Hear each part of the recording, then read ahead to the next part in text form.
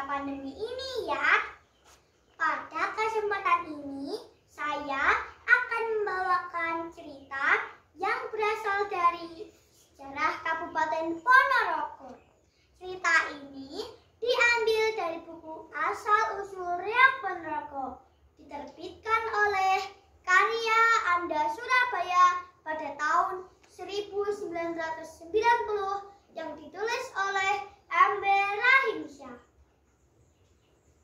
Nah, teman-teman semuanya, begini ceritanya. Di kerajaan Lodaya, tinggallah seorang manusia yang mampu merubah dirinya menjadi seekor harimau. Ia bernama Raja Singobarong. Wataknya buas dan kejam. Ia berkepala harimau. Dari bagian leher ke atas ditumbuhi bulu-bulu lebat penuh dengan kutu. Ia selalu merasa kusal dan membuat seisi kerajaan kalang kabut ketika kutu-kutu di kepalanya mulai beraksi. Banyak tabib sudah didatangkan, namun tak satu pun yang berhasil menyembuhkan rasa gatal di kepalanya. Hingga pada suatu hari datanglah seseorang ke istana. Ia datang bersama seekor burung merak yang bertengger di pundaknya.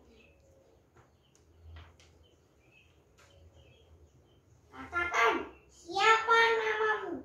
Dan ada perlu apa kau datang kemari?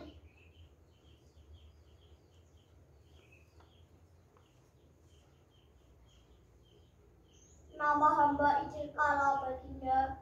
Hamba bermaksud mengabdi kepada baginda raja. Hamba memiliki burung merak sakti yang bisa menyembuhkan rasa gatal di kepala baginda. Namun sebagai imbalan, hamba ingin diangkat menjadi patih. Awalnya Raja Singobarong sangat marah mendengar permintaan Idirkala. Namun setelah merasakan patukan yang nikmat dari burung merak hingga rasa gatal yang menyiksanya selama ini hilang, ia akhirnya mengangkat Idirkala sebagai patihnya. Di kerajaan Kediri tinggallah seorang putri raja bernama Dewi Songgolangit. Karena wajahnya yang cantik jelita, banyak pangeran dan raja-raja ingin meminangnya. Namun sayangnya Dewi Songgolangit belum ingin menikah.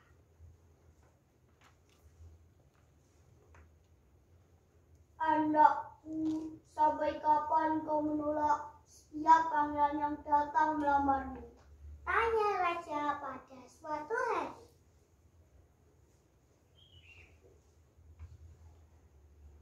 Ayahanda, sebenarnya hamba belum ingin menikah. Namun jika ayahanda sangat mengharapkan hamba untuk menikah, baiklah. Tapi hamba meminta syarat.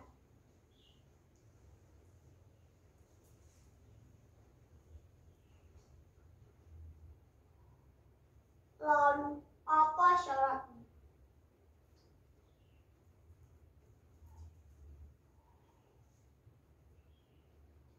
Hamba belum tahu. Hamba akan bersemedi untuk meminta untuk dewa.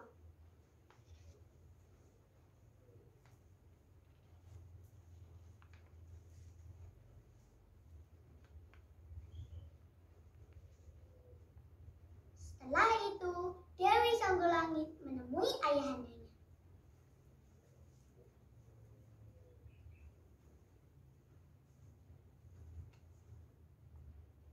Ayahanda, calon suami hamba harus mampu menghadirkan sebuah tontonan yang menarik yang belum pernah ada sebelumnya, semacam tarian yang diiringi tabuhan dan gamelan, dilengkapi dengan barisan kuda kembar sebanyak 140 ekor dan dihadirkan binatang berkepala dua.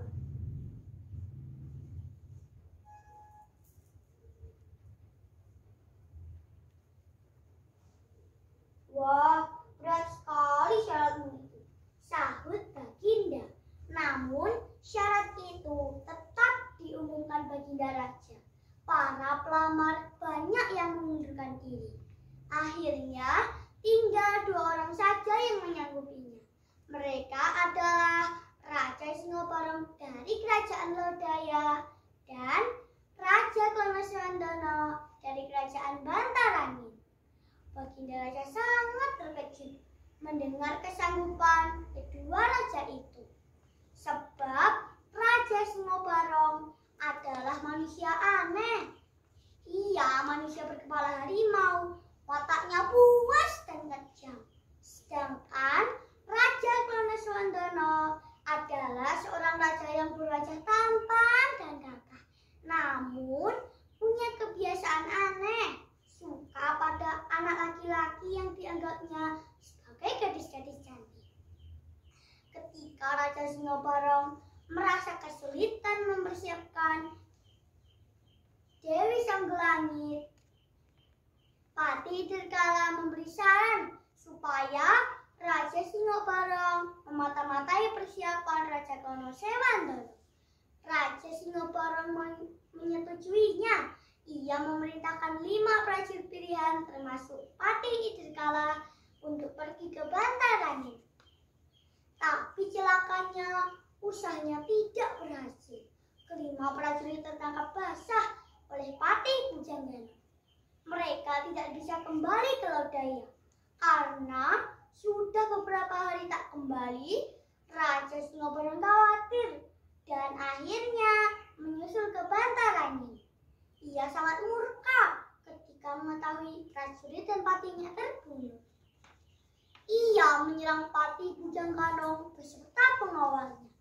Ketika hendak menusukkan tombak ke perut Patih Pujanggana, Raja Klonosuwandono tiba-tiba datang untuk menyelamatkan patihnya. Akhirnya Raja Singobarong dan Raja Klonosuwandono berduel hebat. Tapi karena rasa gatal di kepala Raja Singobarong yang tak tertahankan dan mengganggu konsentrasinya, maka Raja Singobarong melarikan diri dari pertempuran dan segera ke Taman Sari untuk menemui burung meraknya.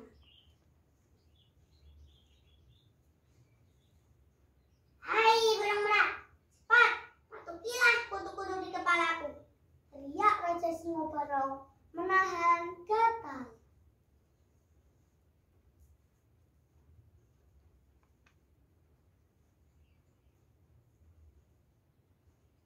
Burung merak segera hinggap dan mulai mematuki kutu-kutu di kepala Raja Singobarong.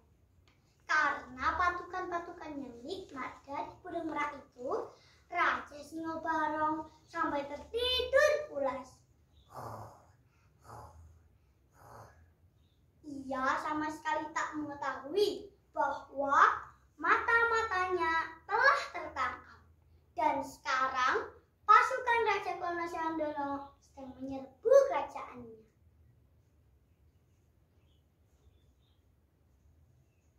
"Hai, mengapa di luar sana ribut-ribut?"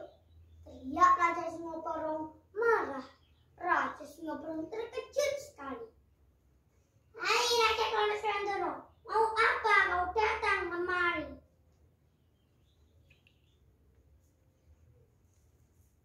"Jangan pura-pura bodoh. Bukankah kau hendak merampas usahaku dalam memenuhi persyaratan Dewi Sanggelangit?"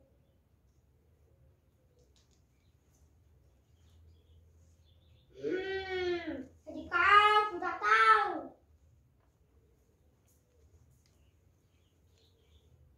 Ya, maka aku akan menghukummu.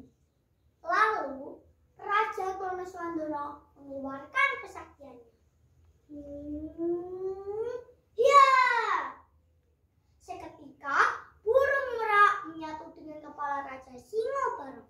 Raja Singobarong murka. Ia mencabut kerisnya dan tapi usahanya terlambat. Pacot samandiman. Raja Klonosuwandono mendahului dengan cambuknya. Raja Singobarong terpental dan menggelepar-gelepar di atas tanah.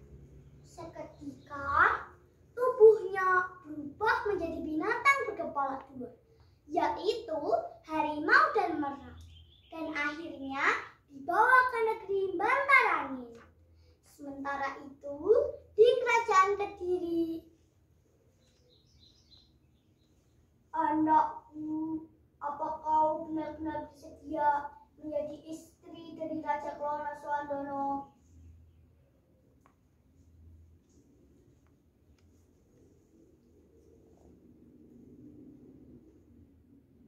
Hamba akan menerimanya sebagai suami hamba ayahanda, dan hamba akan merubah kebiasaan buruknya. Demikianlah pada hari yang sudah ditentukan, datanglah rombongan Raja Klona Swandono dengan iringan 140 ekor kuda kembar, diiringi suara gamelan, gendang, dan trompet yang merdu dan mendayu-dayu.